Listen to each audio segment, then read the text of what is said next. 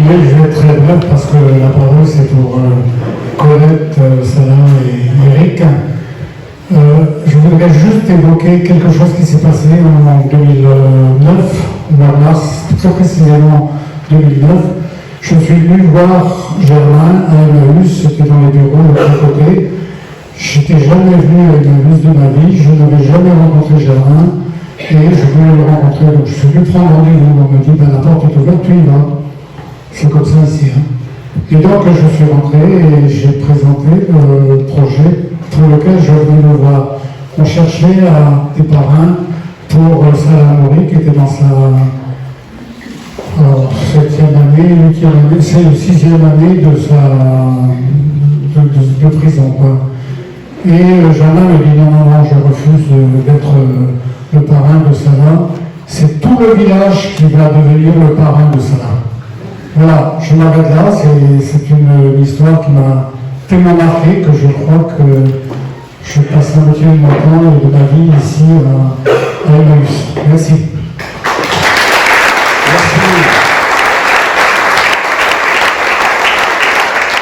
Colette Berthès, qui est, elle n'aime pas le mot, mais moi je dirais que c'est une militante, mais elle nous dira pourquoi elle ne veut pas le mot militante, mais pour moi c'est une militante à la fois de la France et de la Palestine, et des deux, donc qui crée des échanges extrêmement importants, et donc elle nous dira ça. Elle vient de Montauban et de Toulouse aussi.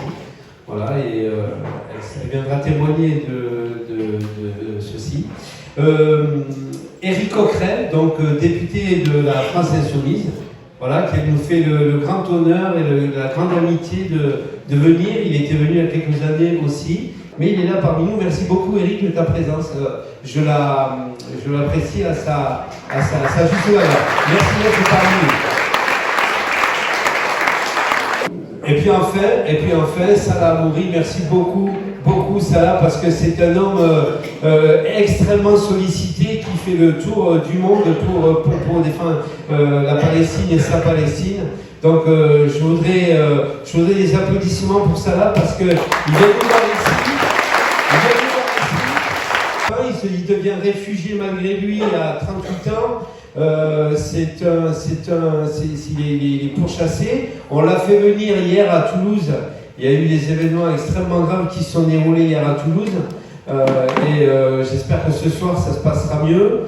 Et il viendra nous dire donc la Palestine et son combat. La Palestine, pour moi, c'est une très très vieille histoire, puisque ça a débuté en 1966-67, et en particulier au moment de la guerre de juin 1967. Donc ce n'est pas nouveau. Et depuis cette époque-là, disons que je baigne dans le monde palestinien, que ce soit ici ou au Moyen-Orient. Et c'est pour ça que je ne me dis pas militante, puisque c'est une histoire à la fois, c'est une histoire familiale et une trop longue histoire. Je ne suis pas une militante, je ne suis pas dans les manifestations, je ne me promène pas avec un drapeau palestinien. Voilà, j'ai la Palestine dans le cœur et je fais quand même depuis plus de 55 ans, je pense, des petites choses pour la Palestine, pas toute seule avec des tas de gens, parce que tout seul on ne peut rien faire. je passerai sur les années 70-80, qui étaient des années très spéciales en France, autour de la Palestine au Moyen-Orient, pour parler de ce que nous faisons au quotidien en Tarn-et-Garonne et en Haute-Garonne. Nous avons décidé, mes amis et moi, essayons de faire des petites choses pour les Palestiniens, de nous tourner vers les actions culturelles et vers la découverte de ce pays, qui n'existe pas, mais qui existe puisqu'il y a un peuple, qui n'existe pas légalement au plan international, donc la découverte de la Palestine. Voilà. Rapidement, pour le faire court, dans les années 70, à Paris, c'était l'époque où on commençait à parler du peuple palestinien, de ce qui se passait en Palestine, et où c'était très difficile. C'était très difficile parce que Israël était énormément soutenu, encore plus que maintenant, puisque le gouvernement israélien à l'époque était catalogué comme gouvernement de gauche. Gouvernement progressiste, gouvernement proche des socialistes, gouvernement, c'était toute l'époque des kibbutz, d'un peuple persécuté qui avait fait fleurir le désert et qui était rentré chez lui. Donc c'était très très difficile. C'est les époques entre 70 et 82 où il y a eu beaucoup de nos amis, de mes amis assassinés à Paris et ailleurs en Europe. Ça a été une époque très dure. Et quand cette époque-là est passée, on est un certain nombre, dont moi, qui sont passés à autre chose. Et cette autre chose, ça a été d'emmener les gens à la Palestine, donc par le biais de la culture, par le biais aussi de voyages là-bas, sur le terrain, voilà, à la rencontre des gens. Donc c'est ce que nous avons fait, ce que nous faisons, aussi bien avec le groupe AFPS du Tarn-et-Garonne, qu'avec à Toulouse une association qui s'appelle SILBA, la compagnie ici, là-bas et ailleurs, et avec laquelle nous organisons depuis 11 ans un festival du cinéma palestinien. Voilà. Festival qui a débuté donc avec 1500 personnes, et cette année nous avons eu 3500 entrées. Et ce festival a lieu non seulement à Toulouse, mais aussi dans toute l'Occitanie, aussi bien dans les banlieues toulousaines que dans des petits villages, que dans des villes. Alors, je continue.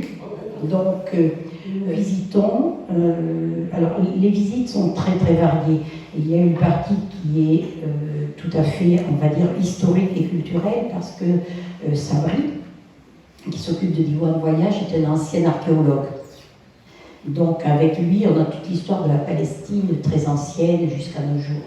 Mais nous rencontrons aussi bien des gens, des chercheurs de l'école biblique, que d'anciens prisonniers, que les femmes du camp de... Député, responsable important au national, donc voilà. Et on aimerait t'entendre sur votre position vis-à-vis de la Palestine. La Palestine, c'est un chemin compliqué, c'est difficile à défendre parce qu'on est assez rapidement traité d'antisémite quand on défend la Palestine. Et est-ce que tu peux nous dire ce que tu fais, ce que en tant qu'organisation vous faites aujourd'hui pour la Palestine au plan national, et surtout, si un jour vous êtes au pouvoir, qu'est-ce que vous allez mettre en place du côté de la Palestine, puisque bon, on a bien eu la gauche au pouvoir pendant longtemps et qu'elle n'a pas été beaucoup plus courageuse que la droite, c'est un fait, et que donc, est-ce qu'on aura un air nouveau de ce côté-là si un jour vous avez le pouvoir? Voilà. Merci Tayeb. Bon, avant de répondre à ta question, je voulais te retourner tes compliments. Voilà. Parce que quand tu m'as dit est-ce que tu viens, en général je viens tout de suite. C'est la deuxième fois que je viens ici. Et je remercie. Et la raison pour laquelle j'ai dit tout de suite oui, c'est que j'ai milité, j'ai manifesté, j'ai fait des meetings pour la libération de Salah Hamouri et non pas son expulsion. Voilà, notamment avec ta compagne. Et quand tu m'as demandé si je pouvais venir faire un meeting, bah pour moi, même en venant à Pau, c'était l'occasion. Voilà. pas seulement l'occasion de me retrouver à côté de lui, mais l'occasion aussi d'affirmer une présence politique assumée, voilà, à côté de Salah et à côté de la cause du peuple palestinien. C'est la première chose que je voulais dire, et je voulais remercier évidemment aussi Emmaüs Lescaut et Germain de cette initiative. Avant de te répondre sur ce que nous ferions, et tu me permettras d'essayer de te dire là où je pense qu'on en est. Enfin, en tout cas, comme je vois la situation. Sur le fait colonial d'Israël vis-à-vis du peuple palestinien, chacun conviendra que c'est une histoire longue. Là, on était avec Salah lundi soir pour la commémoration du 75e, pas le mot anniversaire, ça ne s'y prête pas, mais de la catastrophe. Mais je pense pour autant qu'on ne peut pas avoir une lecture linéaire. Il s'est passé des choses. Voilà. Et que ces choses qui se sont passées, à mon avis, elles ont un rapport avec, y compris la façon dont, en France, la gauche se mobilise pour la cause palestinienne. Bon. Ce que je crois tout simplement, c'est qu'il y a eu, à un moment donné, un basculement au milieu des années 90, à partir de l'assassinat de Rabin. Moi, j'ai coutume de dire aujourd'hui que ceux qui gouvernent Israël sont les assassins de Rabin, quelque part, finalement dans le projet qui était leur de mettre fin aux accords d'Oslo, au processus de paix. Et qu'à partir de là, notamment avec Netanyahou qui arrive en 96, si je ne me trompe pas, qu'est-ce qui se passe à ce moment-là? C'est la naissance d'une idéologie qui s'appelle le choc des civilisations, et qui va donner une lecture, qui va essayer de donner une lecture dans le monde, où au lieu d'opposer, j'allais dire, des blocs idéologiques, entre guillemets laïques, on va opposer des blocs culturels de civilisation et en réalité religieuse. C'est cette lecture qu'on va essayer de donner pour montrer que finalement, tout ça, c'est le combat du bien et du mal. Bon. Et je crois que Netanyahou, il a porté ça de manière très forte, idéologique. Bon. Ça s'incarne également dans l'évolution d'Israël. Le fait qu'Israël devienne l'État-nation des Juifs en 2018 est un phénomène évidemment essentiel. Parce que dès lors que dans votre constitution, vous abandonnez l'idée, la référence à une égalité des citoyens, quelle que soit leur race, leur religion, qui était dans la Constitution, quoi qu'on en pense, mais qui était quand même dans la Constitution de 48 de la fondation d'Israël, que vous décidez que l'arabe devienne langue secondaire, que vous décidez, même si le terme n'y est pas, mais que la colonisation devient presque un fait constitutionnel, bah, on voit bien qu'on est en train de basculer quelque part. Bien. Et donc, moi, tout ça a produit ses effets, et en gros, qu'est-ce que essaie de nous vendre Netanyahou et ceux qui le relaient en France? C'est l'idée que Israël et les Palestiniens, c'est la même chose que le bloc occidental face au terrorisme islamique. C'est ça la chose qui nous est donnée. C'est ça qui nous est projeté. Et ça, c'est terriblement mortifère. Parce qu'à partir de là, il est très compliqué d'avoir un discours rationnel pour essayer de montrer que tout simplement, ce gouvernement Netanyahou, c'est un gouvernement dans lequel, qui serait n'importe où dans le monde aujourd'hui, mais il n'y aurait même pas un nombre d'hésitations dans le courant progressiste, mais même plus largement pour le condamner, avec des suprématistes, avec des racistes, avec l'extrême droite et avec des fascistes assumés, et qui mènent une politique de ce type. Bon. Donc voilà le moment où on en est. Et moi, par rapport à ça, ce que je constate, c'est que, avant de parler de la gauche française, ce que je constate, c'est que tout ça a commis une première victime. C'est la gauche israélienne, qui a été complètement atomisée. Le mouvement de la paix a été atomisé. En 2010, j'étais, à l'époque, ça paraît loin, mais il y avait un jumelage entre la région Île-de-France, qui était présidée à l'époque par le socialiste Huchon. On était certains avoir réussi à faire en sorte qu'il fasse un jumelage avec le gouvernorat de Jérusalem-Est. Je peux vous dire que plutôt que Pécresse est arrivée, Valérie Pécresse a été abandonnée. J'étais en 2010 et je me souviens d'une discussion avec Michel Varchatsky, qui est un Israélien très à gauche, marxiste, et qui me disait que lui était désespéré parce qu'il estimait que le mouvement de la paix, la gauche israélienne, en 2010, et ça s'est malheureusement aggravé, était sur la question de la cause palestinienne et du mouvement de la paix était atomisé. Bon. Et je crois que quelque part, on peut dire ce qu'on a, mais on a vécu ça de manière déportée en France. Je pense que ça a déjà nourri la politique de notre pays. il y a une césure, c'est pas la même politique entre, quoi qu'on le veuille, une tradition qui a été jusqu'à l'image célèbre de Chirac à Jérusalem, etc.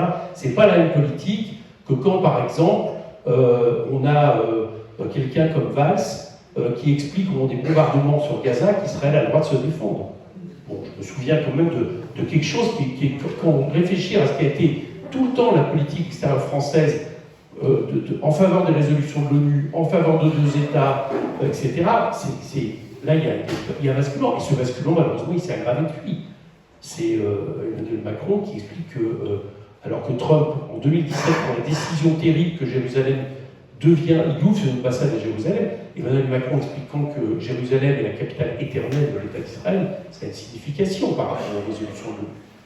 Et je ne vous dis pas ce qu'on a subi à l'Assemblée nationale, la résolution qui a été faite dans le dernier quinquennat qui fait en sorte que antisionisme ou antisémitisme, et puis les réactions dans l'enceinte, malheureusement, de l'Assemblée nationale, qui en quelques années, je vous assure, en quelques années, le climat a beaucoup changé.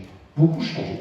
C'est-à-dire que ceux qui étaient à l'époque, il y a encore quelques années, marginaux, quand quelque part ils épousaient de manière trop caricaturale la cause de la colonisation israélienne, aujourd'hui c'est nous qui sommes accusés d'antisémitisme simplement parce qu'à un moment donné, on ose critiquer l'État d'Israël. C'est ça l'état du rapport de force. Bon, voilà comment je vois les choses, et malheureusement ça a touché aussi la gauche française.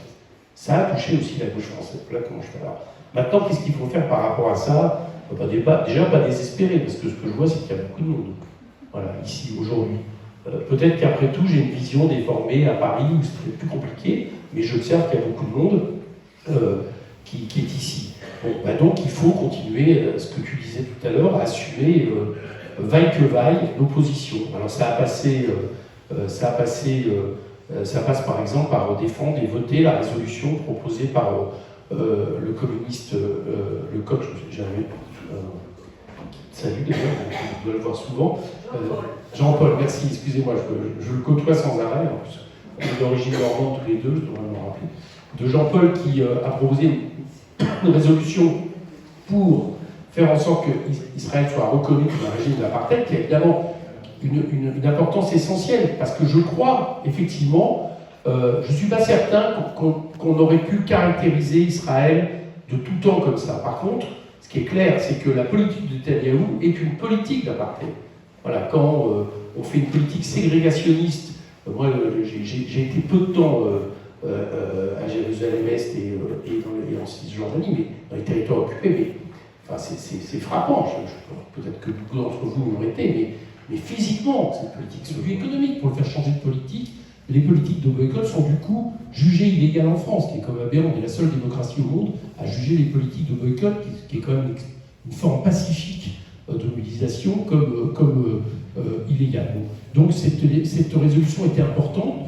Elle n'a pas été votée, bien sûr, mais au moins qu'elle a été débattue à l'Assemblée, je trouve déjà c'est positif, et le débat a été quand même relativement calme. Bon, voilà. Donc il faut assumer, il faut être là dans les meetings, il faut être là dans les manifestations, il faut être là pour exiger la libération de Salah. Il faut aussi, on parle de prisonniers, je suis aussi pour exiger la libération de Georges Abdallah, voilà, il faut très clairement affirmer que plusieurs prisonniers politiques au monde et qui devraient plus aujourd'hui être en prison.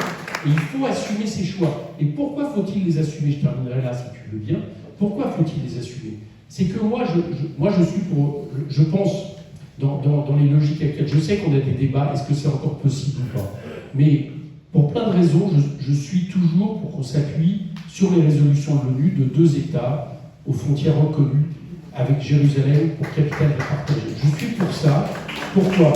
Parce que le rapport de force aujourd'hui de Netanyahou et le rapport de force qu'on a, s'il y avait un État, ça serait un État sous domination israélienne qui imposerait un apartheid de fait, alors là, pas seulement par rapport aux Palestiniens, mais y compris à tous les Israéliens d'origine arabe. Je ne pense pas que cette solution aujourd'hui, par exemple, une idée d'un État laïque, comme à certains moments ça pouvait être défendu là, dans le moment qui pourrait permettre justement de fédérer les différentes populations, je ne crois pas que ça soit ça qui soit crédible.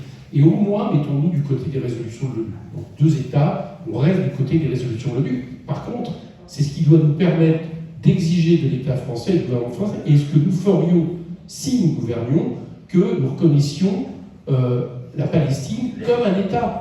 Ça doit être absolument fondamental de continuer à reconnaître l'indépendance et la reconnaissance de la Palestine comme État qui doit être, à mon avis, dans le modèle que nous portons. Voilà, c'est une introduction rapide, tu m'as demandé d'être rapide, je vais essayer de le faire, pour situer là où on est. Il ne faut pas avoir peur, il faut... et oui, c'est ça que j'ai, excuse-moi, c'est un point important, je termine là-dessus. La raison aussi pour laquelle je défends ça, c'est que je pense que la politique aujourd'hui menée en Israël amènera le malheur des deux peuples, y compris du peuple israélien. Parce qu'on ne peut pas opprimer à ce point-là un autre peuple. On ne peut pas le faire sur des bases réelles d'un système d'apartheid sans soi-même se transformer. Et d'ailleurs, les positions que Netanyahou a prises par rapport à la Cour suprême, qui là, pour le coup, a réveillé quand même un mouvement progressiste en Israël, montrent bien que vous ne pouvez pas pratiquer ça et rester longtemps une démocratie. Donc, cette politique actuelle, elle va non seulement aller pour la paix dans la région, c'est terrible, pour le peuple palestinien, évidemment, c'est terrible, mais moi je crois qu'à terme, ça sera terrible aussi pour le peuple israélien, et que c'est ça aussi qu'il faut comprendre, c'est que défendre, c'est ça, c'est aussi défendre la paix, et défendre quelque part les peuples qui vivent sur cette région, y compris le peuple israélien. Merci.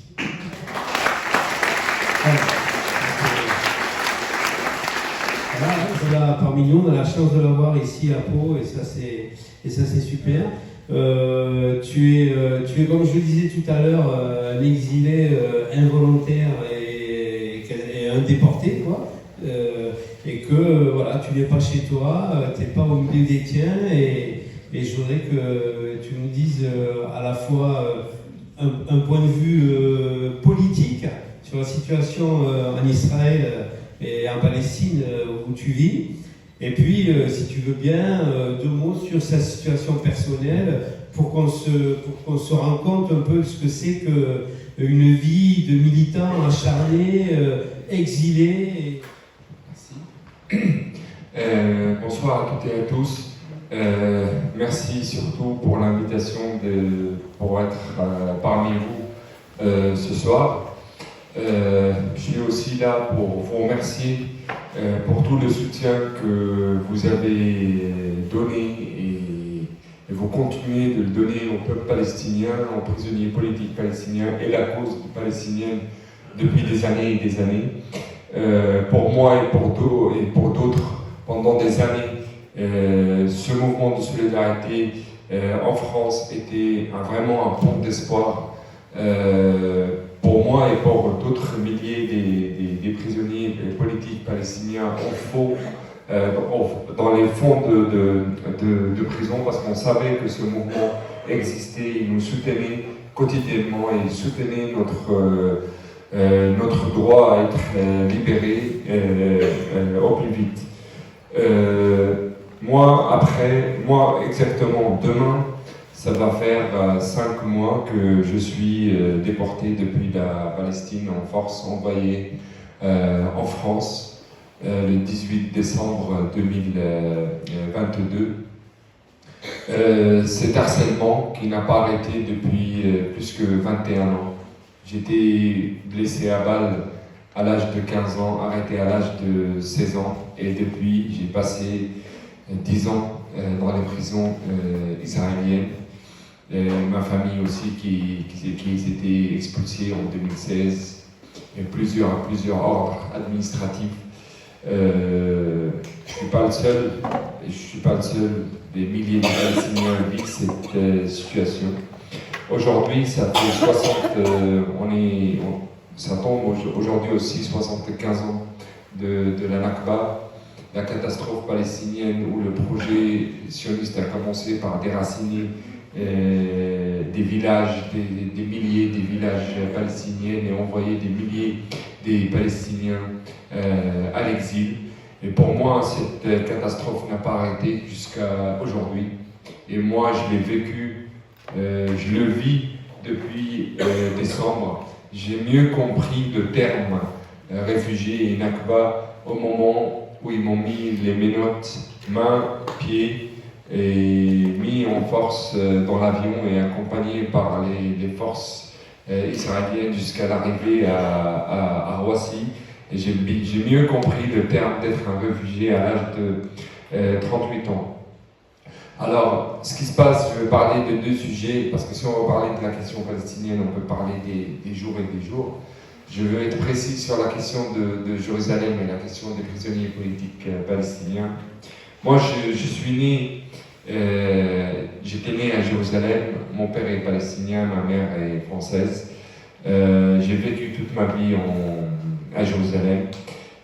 Pour faire comprendre, je sais que vous connaissez, mais les gens qui sont nés à Jérusalem, ils sont nés sans nationalité.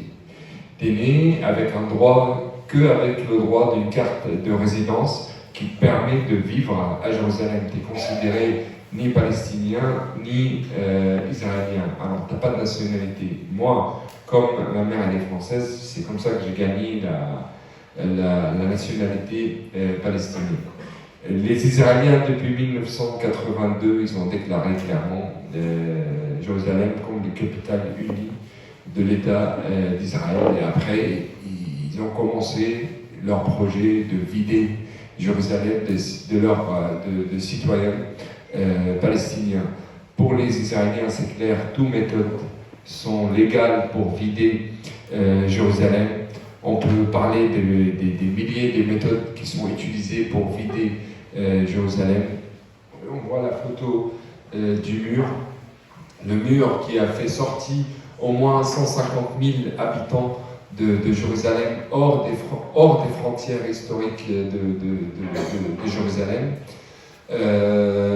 Les confiscations quotidiennes des terres, les destructions des maisons, les arrestations des gens, les pressions politiques et économiques qui sont utilisées pour faire partir les gens. Depuis 1967 jusqu'à aujourd'hui, 14 000 Palestiniens, ils ont perdu le droit de vivre, ils n'ont plus de papier, ils ont perdu le droit de vivre à Jérusalem. En 1985, 95, après Oslo, ils ont fait la loi de ce qu'on appelle la centre de vie. Alors, tu es quotidiennement, tous les mois, obligé de prouver que le centre de ta vie, c'est Jérusalem. Sinon, tu perds le droit de résider à Jérusalem. Il y a surtout la loi de 2018. Il y a une loi qui a été faite par le Parlement israélien qui s'appelle le défaut d'allégeance. Cet défaut d'allégeance, alors dans le droit international, on n'a pas à montrer, à donner allégeance à la force occupante. C'est une loi qui a été faite en 2018 qui donne le pouvoir au ministre de l'Intérieur israélien de retirer ou revoquer la carte de résidence des Palestiniens de Jérusalem pour défaut d'allégeance. Le défaut d'allégeance, c'est un dossier que même les avocats n'ont pas accès. Par cette loi, on était 15 ou 14 Palestiniens qui étaient visés par cette loi. Moi, 4 membres du Parlement palestinien qui étaient élus en 2006 et encore 8 prisonniers qui sont toujours en prison. Les parlementaires palestiniens, leurs papiers s'étaient enlevés, ils étaient envoyés en force dans les territoires de l'autorité palestinienne. Depuis, ils vivent sans papier, ils sont devenus sans papier dans leur patrie. Comme l'autorité palestinienne n'a pas le droit de fournir des papiers aux Palestiniens sans l'accord des Israéliens, ces parlementaires, ils vivent dans une situation de apartheid total. Ils n'ont pas le droit de circuler, ils n'ont pas le droit de voyager, ils n'ont pas accès à leur quartier, à leur famille. Alors ils sont enfermés à Ramallah depuis des années. Et les restes des prisonniers, le moment et le jour de leur libération, on ne sait pas où est-ce qu'ils vont être envoyés. Moi, c'est la première cas où j'étais déporté hors de ma patrie. C'est pour ça qu'on dit que vraiment, mon cas, il peut créer vraiment un précédent pour les restes des Palestiniens de Jérusalem. En février 2023, une nouvelle loi qui a été votée par le nouveau Parlement israélien, qui a élargi le pouvoir du ministre de l'Intérieur de retirer pas que les cartes de résidence des Palestiniens de Jérusalem, mais aussi de retirer la nationalité israélienne et palestinienne qui vit dans les territoires occupés 48, en Israël, entre guillemets. Alors, c'est clair, sous suspension, que ces gens-là, ils reçoivent de l'argent et de l'aide financière de l'autorité palestinienne.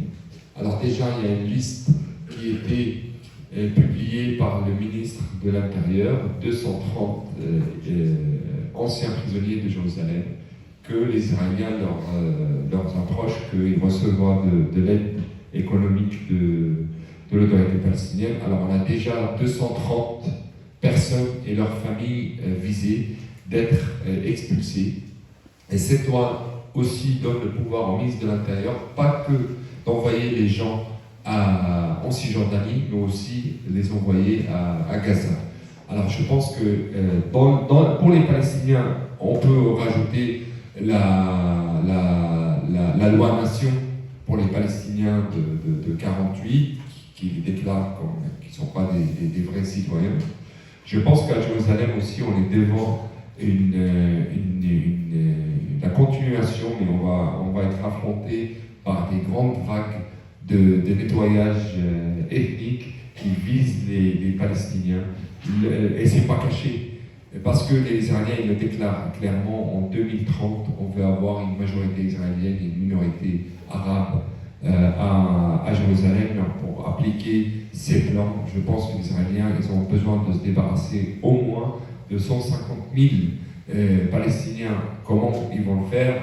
Là, ils sont en train de le faire. Ils sont débarrassés de moi, ils sont débarrassés d'autres. Ils sont en train de le faire lentement, ce nettoyage ethnique. On n'est pas dans la période de 48 où ils prenaient en force des milliers de gens dans les camions et les envoyaient au Liban et en Jordanie et ailleurs. Là, on est devant une autre façon de faire ce nettoyage ethnique avec tous les projets coloniaux sur place, que ce soit le tramway, que ce soit le nouveau téléphérique qui va être fait à Silouan. Il y a le plan de détruire deux grands quartiers, que ce soit Sheikh Jarrah ou Al-Boustan à Silouan, parce qu'ils vont détruire un quartier où il y a 1000 habitants, parce que ils disent que c'est à la place de ce quartier, il y avait le jardin de David, où David il sortait de la vieille ville pour aller se balader dans ce jardin. Alors ils veulent reconstruire le jardin. Bon, tout est utilisé, tout prétexte pour eux est utilisé pour faire partir les Palestiniens de Jérusalem. Le deuxième sujet, c'est les prisonniers politiques palestiniens. Aujourd'hui, dans les prisons israéliennes, il se trouve 5000 prisonniers politiques palestiniens. Les prisons, ils se trouvent tous hors de la ligne verte, ils sont diffusés partout. Tu peux trouver à Haïfa, vers Nazareth, tu peux trouver aussi dans le désert, à côté des frontières égyptiennes. 5000. Est-ce que tu peux nous expliquer vite fait la ligne verte? Oui. On se visualise bien comment est partagée la Palestine. Oui, la ligne verte, c'était la ligne qui était dessinée, on va dire, qui était faite pour parler de l'État palestinien et l'État d'Israël. Mais cette ligne verte n'était jamais respectée parce que la construction du mur a changé tous les frontières. Mais quand on parle de loi internationale, on parle de la ligne verte parce que c'était la ligne verte qui était dessinée au niveau de loi internationale. Alors, il y a plus de 15 prisons et des dizaines de centres d'interrogatoire. Parmi ces 5000 prisonniers politiques, il y a 1000 prisonniers en détention administrative, 160 enfants, 40 femmes, 1000 prisonniers malades, 300 prisonniers qui ont passé plus que 20 ans dans les prisons israéliennes, 40 qui ont passé plus que 25 ans, et une dizaine qui ont passé plus de 30 et 35 ans dans les prisons israéliennes. Je veux parler de 2-3 sujets, et après, pour passer la parole à la salle, La détention administrative dans laquelle j'étais, moi, arrêté 3 fois. La détention administrative, c'est une loi qui a été faite par le mandat britannique avant l'occupation de la Palestine en 1948. C'est un ordre militaire qui permet à l'armée israélienne de arrêter un Palestinien pour une période entre 1 mois et 6 mois. Ces périodes, ils peuvent être renouvelées à plusieurs reprises. Cette arrestation est basée sur un dossier de sécurité secret. Moi, je l'ai subi en tant que prisonnier, mais aussi en tant qu'avocat, parce que j'étais aussi avocat dans le tribunal militaire illégal israélien. Ces dossiers de sécurité secret, ils restent vraiment secrets entre le procureur militaire et le juge militaire. Ni le prisonnier, ni son avocat a accès à ce dossier. Tu ne sais pas pourquoi tu es en prison. Aujourd'hui, il y a 1011 ou 1015 prisonniers détenus dans cette façon-là. Il y en a 11 enfants qui sont détenus en détention administrative. Les enfants, on peut trouver de l'âge de 12, 13, 14 ans jusqu'à l'âge de 18 ans. Il y a des Palestiniens qui ont passé plus de 10 et 12 ans en détention administrative sans savoir pourquoi ils sont en prison. Cette détention administrative est vraiment utilisée systématiquement juste pour la destruction de la vie des Palestiniens en Cisjordanie.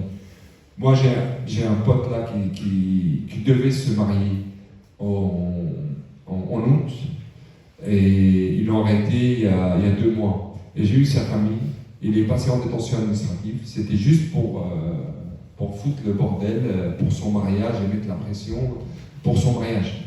Et vous pouvez imaginer comment c'est utilisé contre les familles au moment de décès.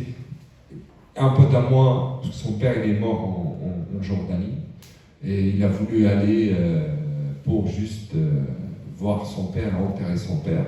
Ils l'ont arrêté pour l'empêcher de voyager, aller enterrer son père.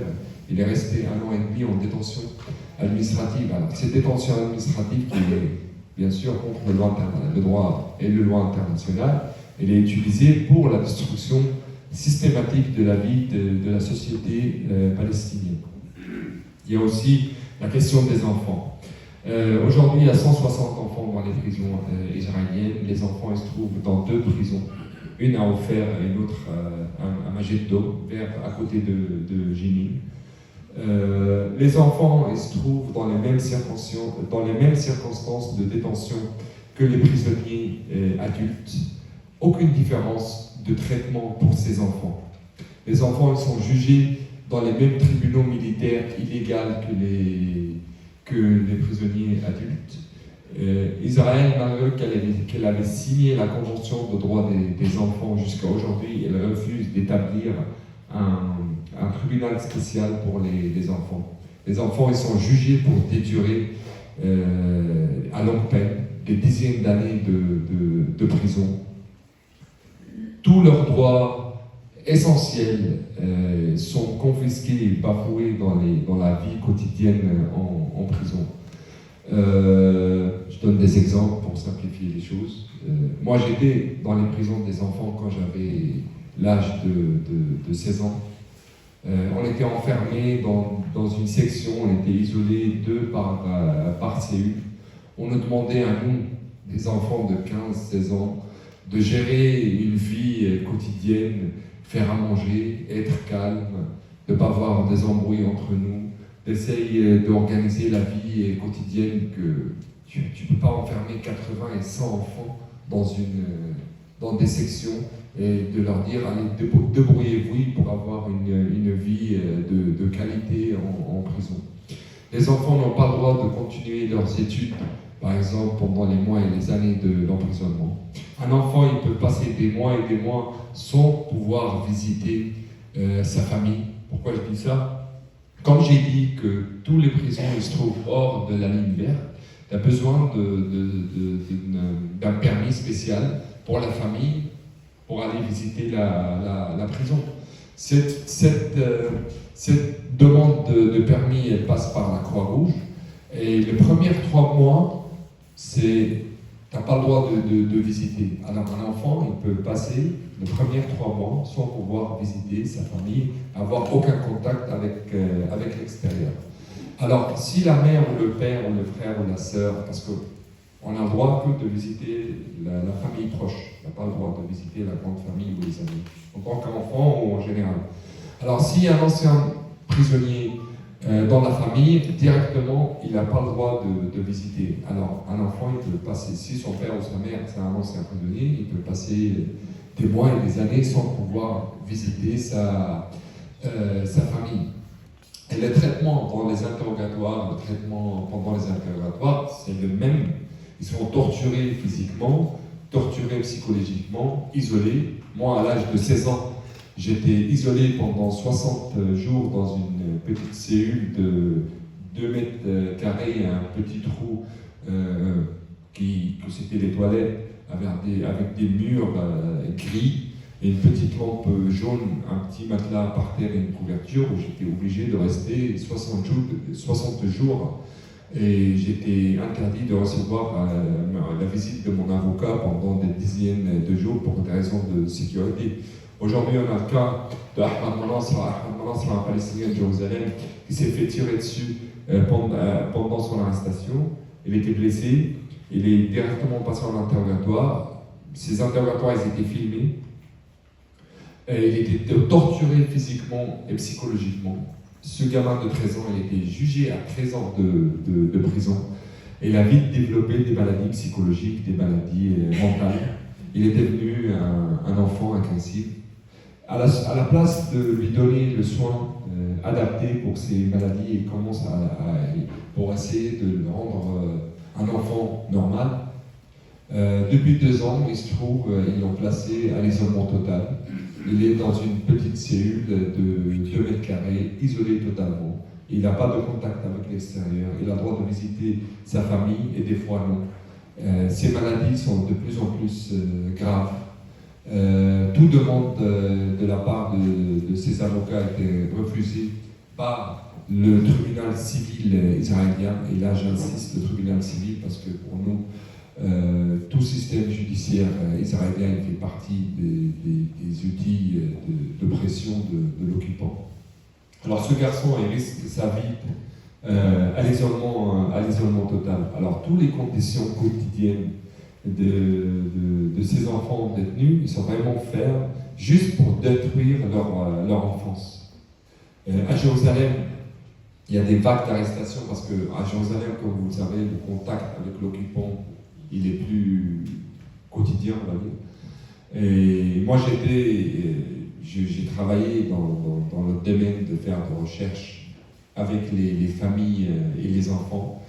Et il y a des enfants qui sont arrêtés 4 et 5 fois par an. Et même s'ils ne sont pas arrêtés en prison, ils sont envoyés à arrestation à domicile pour des mois et des mois. On voit l'effet de la prison sur la psychologie de ces enfants, comment ils deviennent agressifs, ces enfants ne veulent plus retourner à l'école. On les envoie pour des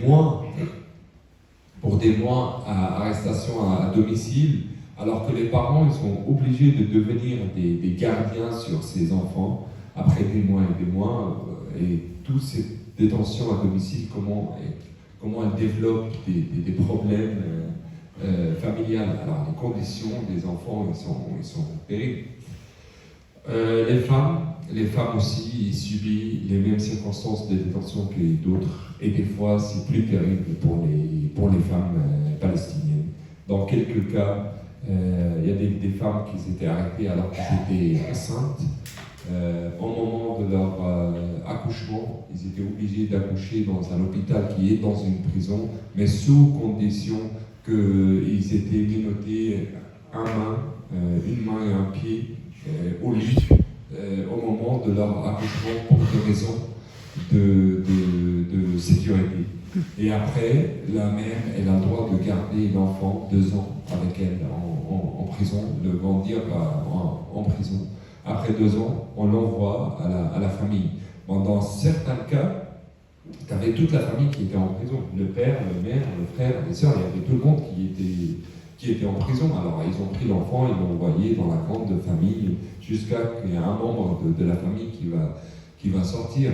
Au mois de février, les femmes palestiniennes étaient gazées dans leur cellules parce qu'ils revendiquaient des droits qui étaient confisqués par l'administration de prison. Alors ils subissent les mêmes circonstances, les moindres des besoins des femmes n'est pas respecté aussi en prison. Il y a aussi les prisonniers malades.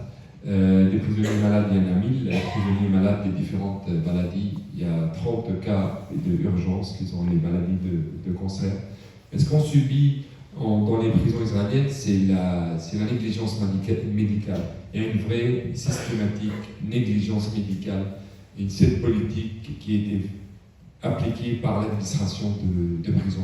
Parce qu'une fois que tu es malade avec une maladie grave en prison, tu commences à voir la fin de ta vie. Depuis 1967 jusqu'à aujourd'hui, 240 prisonniers morts dans les prisons israéliennes. Juste cette année, et on est encore que le début de l'année, 3 prisonniers morts dans les prisons israéliennes. Le plus récent, c'est Khadr Adnan, qui est mort après 90 jours de la grève de la faim. Il n'y a jamais le soin adapté. Je vous donne des exemples, je ne veux pas être plus, parce qu'on peut parler des heures et des heures. Je me souviens de Sedan El-Wili, un camarade à moi qui était avec moi dans la cellule. Après 25 ans de prison en 2008, ils ont découvert qu'il a une maladie de cancer. Après des mois et des mois qu'il traînait pour recevoir le soin adapté, il s'est fait opérer. À l'avis du docteur de la prison, il a conseillé une remise de peine. Il lui restait 2 ans de prison pour ne pas mourir en prison, parce qu'il va mourir dans 6 mois.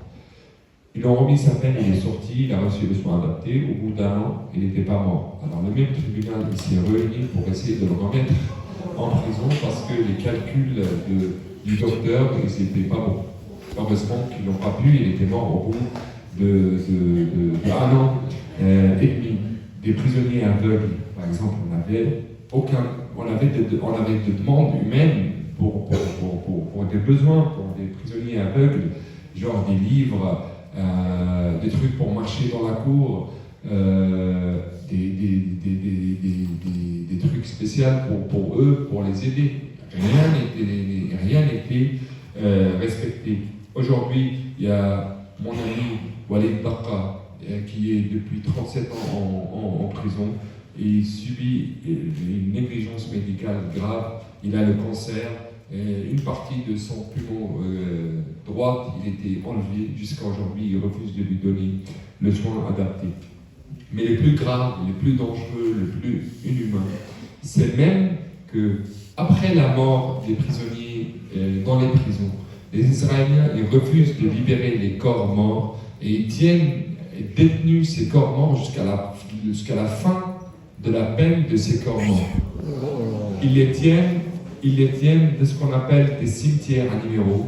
Aujourd'hui, il y a 13 corps des prisonniers palestiniens qui sont détenus de ce qu'on appelle soit les frigos, soit des cimetières à numéros, juste pour la continuation de la torture des familles et de la société qui entoure ces corps morts.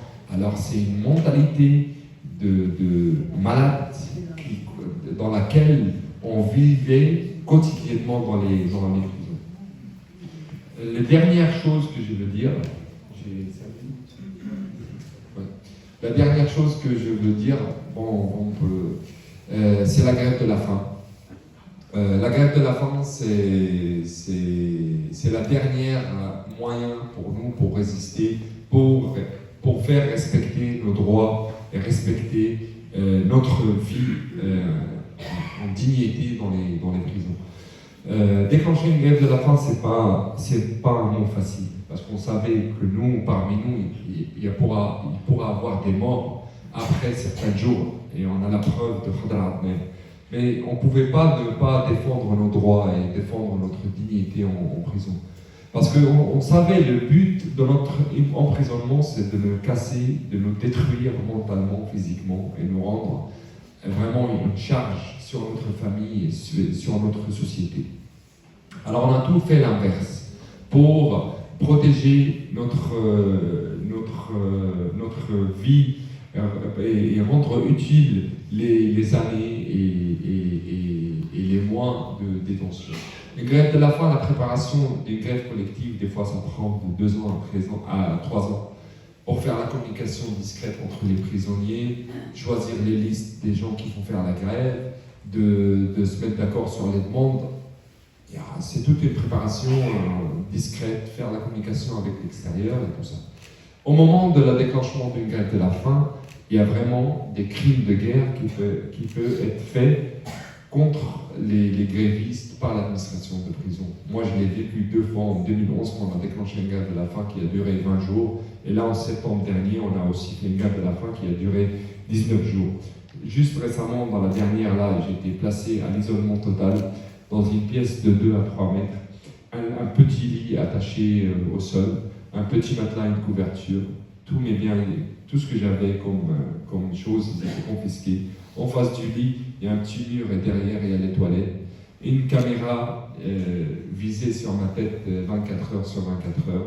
Le sel qui était important pour moi, il était confisqué. J'avais le droit qu'à une bouteille d'eau. Il n'y avait pas de fenêtre, bien sûr, il n'y avait pas de soleil, je n'avais pas le droit de sortir à la cour, rien du tout. Il n'y avait que de la lumière, une petite lumière dans ma cellule. Le corps, après quelques jours de grève de la faim, il est fatigué, tu peux vraiment à peine dormir 4-5 heures au maximum dans une journée.